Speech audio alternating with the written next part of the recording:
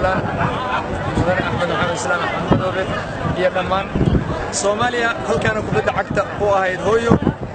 garoonkan aad arkaysaan ee Wama Stadium waa garoonkii xidigaha caanka ay ka soo baxeen uu soo tababari jiray macallinkii weynaa macallin Qariidi in ku dhow kala bar tiimkii xulka qaranka Soomaaliya halkaan ay ka soo garoonkan ay ka soo baxayeen wuxuu nasiib u yeeshay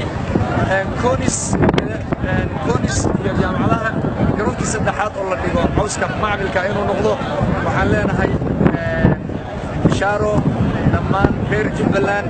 iyo dhammaan ummadda Soomaaliyeed waan idinku bishaareynaa in maanta aan ciyaarayna caawa ciyaar habeen garoonkan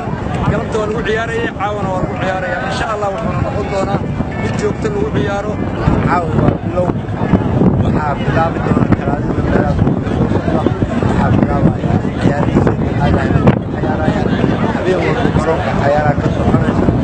galabkiina waxaa ku ciyaaraya shadiidada ku ciyaaraya oo aan ka doonayno ciyaartooy hufan oo aan lahayn qabiil iyo wax kale aan u soo jeeda ciyaarta horumarka inay gaaraan marka caawa waxaa doonaytahay macallinkeyga macallinkayga